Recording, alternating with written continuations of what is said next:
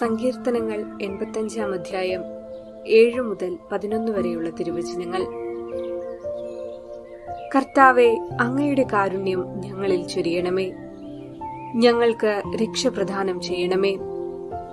കർത്താവായ ദൈവം അരുൾ ചെയ്യുന്നത് ഞാൻ കേൾക്കും. അവിടുന്ന് തന്റെ ജനത്തിന് സമാധാനമരുളും. ഹൃദയപൂർവം തന്നിലേക്ക് തിരിയുന്ന തന്റെ വിശുദ്ധർക്കു തന്നെ. അവിടുത്തെ ഭയപ്പെടുന്നവർക്ക് രക്ഷ സമീപസ്ഥമാണ്. മഹത്വം നമ്മുടെ ദേശത്ത് കുടികൊള്ളും. കാരുണ്യവും വിശ്വസ്തതയും തമ്മിൽ ആശ്ലേഷിക്കും. നീതിയും സമാധാനവും പരസ്പരം ചുംബിക്കും. ഭൂമിയിൽ വിശ്വസ്തത മുളയെടുക്കും. നീതി ആകാശത്തു നിന്ന് ഭൂമിയെ കടാക്ഷിക്കും.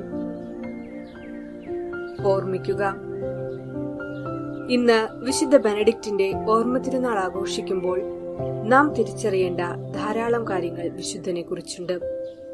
ക്രിസ്തുവിന് ശേഷം 480 ആണ്ടിൽ ഇറ്റലിയിലെ നുർസിയായിൽ ജനിച്ചു. വിശുദ്ധ കുരിശിനോട് അത്യഗാധമായ ഭക്തി പുലർത്തിയിരുന്ന അദ്ദേഹം നമ്മുടെ വീണ്ടെടുപ്പിന്റെ ചിഹ്നമായ വിശുദ്ധ കുരിശിനോട് അത്യന്തം ആദരവുണ്ടായിരിക്കുവാനും മനുഷ്യരുടെ രക്ഷയ്ക്ക് വിഘാതമായി നിൽക്കുന്ന ശത്രുക്കളോട് പോരാടുന്നതിന് കുരിശിന്റെ ഉപയോഗത്തിൽ അഭയം പ്രാപിക്കുന്നതിനും തന്റെ അനുയായികളെ പഠിപ്പിച്ചു.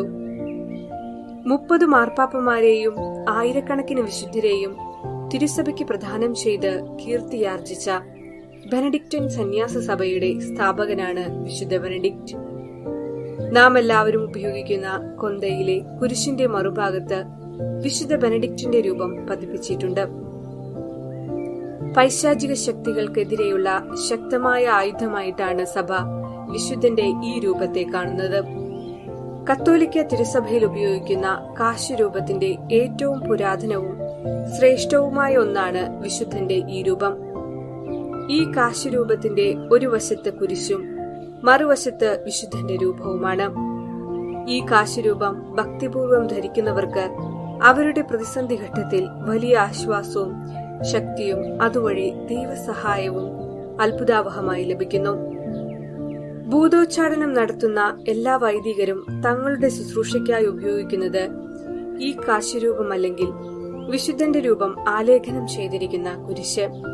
പിശാചിനാൽ പീഡിപ്പിക്കപ്പെടുന്നവരെയും ശുദ്ധതയ്ക്കെതിരായ പ്രലോഭനങ്ങളിൽ ഉൾപ്പെട്ടിരിക്കുന്നവരെയും ഇത് സംരക്ഷിക്കുകയും സഹായിക്കുകയും ചെയ്യുന്നു. ഗർഭിണികൾക്ക് സുഖപ്രസവത്തിന് വേണ്ടുന്ന പ്രത്യേക സ്വർഗീയ സഹായവും ഇതുമൂലം ലഭ്യമാകുന്നു. കൊടുങ്കാറ്റിലും കരയിലും കടലിലുമുള്ള മറ്റ് അപകടങ്ങളുടെയും സമയത്ത് ഇത് സംരക്ഷിക്കുന്നു. കൂടാതെ ധാരാളം ദൈവകൃപ വിശുദ്ധന്റെ മധ്യസ്ഥതയിലൂടെ സമൂഹത്തിന് ലഭിച്ചുകൊണ്ടിരിക്കുന്നു. ആയതുകൊണ്ട് വിശുദ്ധന്റെ തിരുനാൾ ആഘോഷിക്കുന്ന നമ്മൾ വിശുദ്ധന്റെ പാത പിഞ്ചുന്നുകൊണ്ട് ക്രിസ്തുവിന്റെ സ്നേഹം അനുഭവിക്കുവാൻ എല്ലാവർക്കും ഇടവരട്ടെ എന്ന് പ്രാർത്ഥിക്കാം.